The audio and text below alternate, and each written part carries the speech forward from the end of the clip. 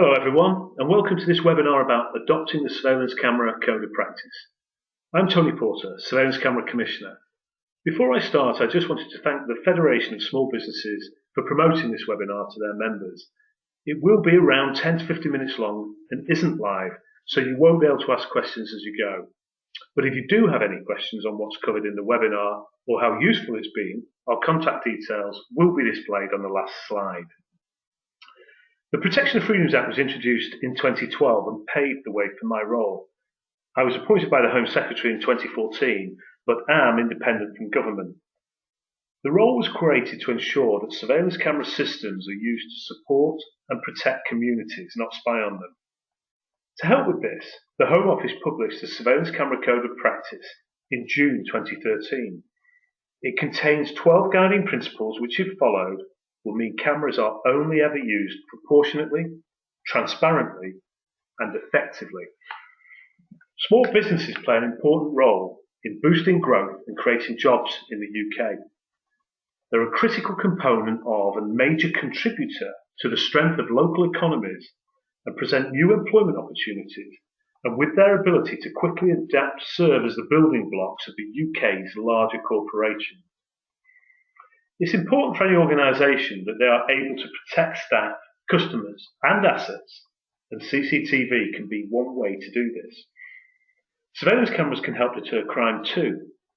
Regardless of what your business is, it could be a target for theft, vandalism, arson and so on. A good and well-maintained CCTV system will make criminals think twice about targeting the business. However, where crime does happen, what cameras capture can identify suspects and be used in criminal proceedings. Take the riots that spread across the UK in 2011, following the shooting of Mark Duggan in London. You may remember the images of the 100-year-old furniture store in London burning to the ground. The small business, and many small businesses across the country, were affected by what happened on those few nights that summer. In the days, weeks and months that followed, these events, images from CCTV, were released on a daily basis on television, in the press, and in some areas of London on billboards, resulting in numerous arrests and convictions. So while CCTV didn't prevent the riots, it was vital in bringing many of the perpetrators to justice.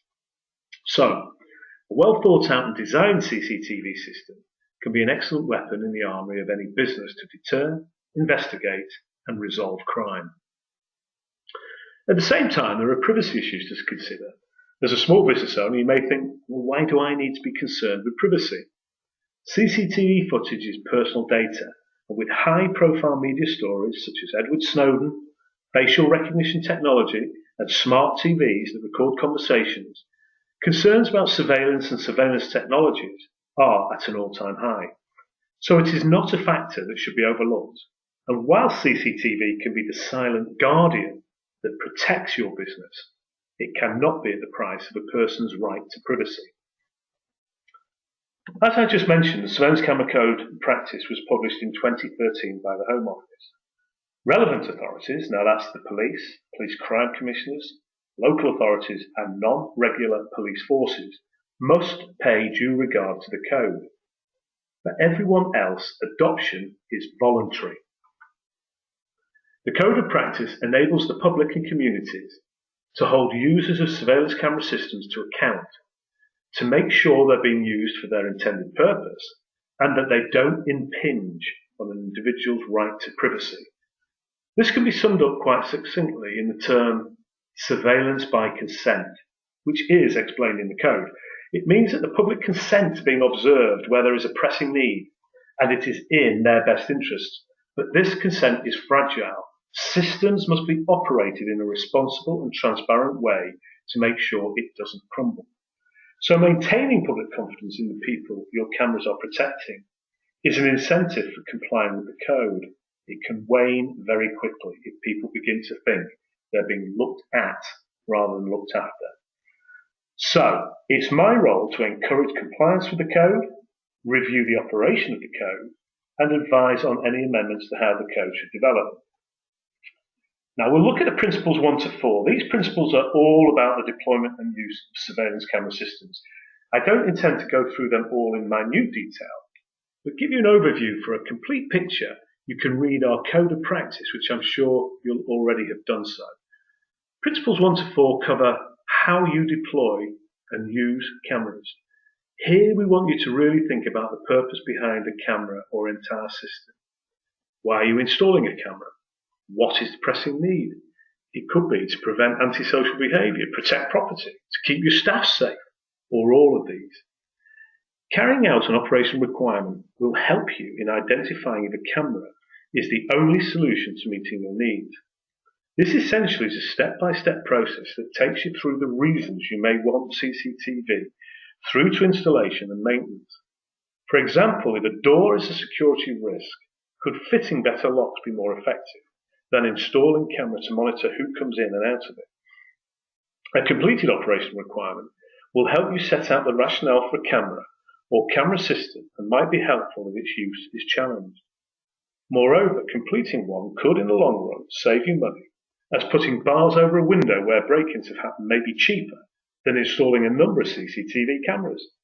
A good CCTV installer will be able to take you through the operational requirement process. As I said earlier, cameras should look after, not look at, communities. In consenting to be monitored, individuals do so with an expectation that privacy is not being impinged upon. So, for a small business, it may be telling your neighbours that you're installing a system, showing them where the cameras film and so on. You also may want to let your customers know. Here it is good practice to carry out a privacy impact assessment anytime you install a new camera or move one. This will help you assess if you're inadvertently invading a person's privacy. For example, if you have a camera that pans on the exterior of your building, does it pan across the windows of a house? A clear intrusion of privacy. A privacy impact assessment will help you find ways to reduce the privacy intrusion to proportionate level. Signage is also key to a well-run system. The public must be made aware of whenever they're being monitored by a surveillance camera system. This signage must also include a point of contact for a member of the public to raise a query or complaint. For a small business, this may be the manager or owner. Are you confident that your systems are well signposted? Where is the signage? Is it visible? Do you publish any additional information elsewhere? On a website? If you have cameras in particularly private areas, such as entrances to changing rooms, it's important that you have put up signs. Finally, on deployment of cameras, if you have a larger system, you should think about putting strong governance arrangements in place.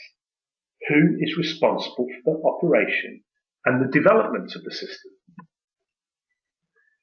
Much like good governance arrangements, it's good practice to have rules, policies and procedures in place regarding the operation of your system. It's useful to have these written down somewhere and available for staff to reference. They should form part of an induction of any new member of staff. The public could also be made aware of your policies to give them reassurance that cameras are being used appropriately. So I've talked around the principles relating to the installation and governance of the system. Now I'll look at some principles that cover image capture and retention. Some of this falls into the domain of the Information Commissioner, who we have a memorandum of understanding with. They have also updated their code of practice, so it follows what is in mine. It complements it, so if you follow one, you should in theory also be complying with the other. It goes without saying that you shouldn't store images on your system for longer than is necessary. There is no set retention period, as it may vary from system to system. For CCTV, most of the systems I've seen automatically delete data after 31 days, unless it's been pulled out for use as evidence. It is for you to satisfy yourself that your retention of data is proportionate and deleted when no longer needed. Access and disclosure of images and data is also incredibly important. Who is able to access the images of your system's records? Does your system record an audit trail of who has reviewed or downloaded footage? Also, what is your policy for allowing access to data to law enforcement agencies or others? Have you got one? You may want to download a specific segment of footage for a police investigation. But is it proportionate to download days of footage? I'm now going to speak about standards, which Principle 8 relates to. I'm determined to raise standards across the industry, but recognise they're voluntary. Although by adopting a standard, it raises you above others in your sector. Also, the current standards framework is very complex, even mysterious, or you may not even realise there are standards available for CCTV. I completely get that if you're looking for information on standards, it can be bewildering. To help, I published a list of relevant standards on my website. Many of these standards may not be wholly relevant to small businesses who may only have 1 or 2 cameras rather than a control room. But there are also standards for installers, so if you're employing a firm to fit a camera, you should ask them if they meet any recognised standards, or are they a member of a recognised trade association, such as the British Security Industry Association. You probably won't be an expert in CCTV, so you don't want to be left with a substandard system. Security is also of paramount importance. You need a system in place that is secure, so no one can compromise it or the data that's stored. How do you make sure only authorised people can use the system? Is it password protected? Can you see who's accessed the system and when? If you're using wireless networks, what do you have in place to maintain the integrity of the connection to ensure it can't be lost or hacked? How would you feel if someone had accessed footage of you and put it on social media? You on a night out in the pub, at the gym, or tanning shop? And do you evaluate the performance of your system to make sure it is still effective? I've heard stories of cameras put up in the winter, but by the summer it's useless, as its view is now obscured by the leaves of a tree. Systems should be reviewed regularly, at least annually. This is to make sure that cameras and systems remain necessary and justified. This will ensure that the system is being used for its intended purpose, as well as help you see if you can decommission any cameras or actually need to increase coverage. As good practice, the outcome of the review could be published. Reviews also allow you to test if your scheme is still effective. Are the images still clear? Does the camera work? And can you export footage from the system? When did you last check your system? The worst thing will be for an incident to happen and then you realise your camera's not recording because it's not been checked for years. An effective system is better for you. It's certainly better for your customers and definitely better for the police. Does your system support law enforcement and provide data that is of evidential value? Are the police easily able to export data from your system that can be used as evidence? Can your system time and date stamp the images that are downloaded? Is the quality good? It's essential that any digital images that are likely to be shared with law enforcement agencies are in a format that can be exported, stored and analysed without any loss of forensic integrity. If the images that are taken from the system are poor, it's unlikely that they'll hold up in court. So, why would you want to voluntarily adopt this code? You may be thinking to yourself, well, there's quite a lot of things I need to comply with. I'm only a small business, and I don't have time for that given everything legally I must do. I think if you've got a good system in place, you'll probably be meeting most of the principles. By adopting the code, it visibly enables you to show that you're serious about security, whilst also factoring in an individual's right to privacy and their human rights. It can help you ensure your systems are running effectively. Regular reviews will help you identify ineffective systems. As I just said, an ineffective system is no good to anyone. It also means you won't have ineffective systems installed. It will instill confidence in those being monitored that it's being done proportionately, that any data capture is done securely, and only viewed by designated operators. I mentioned changing rooms earlier. If I went into a changing area and noticed a camera, it would make me feel uncomfortable, and I'm sure you may feel the same. But if there is a sign, I then have a choice not to go in. So adoption of the code will enable you to be transparent with the public about the use of cameras, and we encourage anyone adopting the code to publicise the fact. Finally, I mentioned it before, if you're using your scheme for any sort of crime deterrence or prevention, following the code will ensure you have a system in place that records images the police can actually use and replace defunct cameras or systems. I fully appreciate that adoption of the code is something that you will have to think about, and each of you will have different reasons for adoption. Each of you may also not currently know where you are in terms of meeting the principles in the code. To help organisations see where they are in relation to compliance, I've launched an easy-to-use self-assessment tool. It's an interactive PDF document that can be downloaded from my website on gov.uk, saved and then completed. The tool has been developed in partnership with certification bodies and tested thoroughly with CCTV managers, operators and experts. As I just said, it will enable organisations to show how closely they comply with the principles in the code, as well as help them identify where they may need to make adjustments. It will help them draw up an action plan to set out what they may need to do where they're falling short. I would not expect this to be war and peace. There's a limit to how much text can be typed into the document anyway. The tool could be a great way to have internal discussions about meeting the principles, but more than that, I want organisations to publish their self-assessment once completed. Publish it on your website. This will show you're serious about being transparent and open, that you're serious about customer privacy, that you're serious about using CCTV responsibly.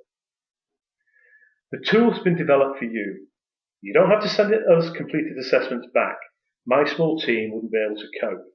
But we do welcome feedback on the tool. How was it to complete? Did you understand the questions? Can we make it easier for you? We've also launched a certification mark, where a certification body will come in and audit your system. And if it passes, you'll be able to display my certification mark on your website and other publicity materials. It's really for larger CCTV systems, and you can find out more information on our website. So think about how you use CCTV. Are you doing it in a way that is effective for your business? Are there other solutions? And are you sure that if required, the footage you're recording is of a sufficient quality for your requirements? Please think about completing the self-assessment tool and publish it if that's something that you want to do. Start to look at our code and see where you can incorporate it into how you use CCTV. If you're complying with the code, publicise it. We're keen to carry out case studies with organisations who are adopting the code. So if you are one, get in touch with us. That's it from me. If you have any questions, then please email them in to me. My email address is on this slide. And thank you very much for tuning in.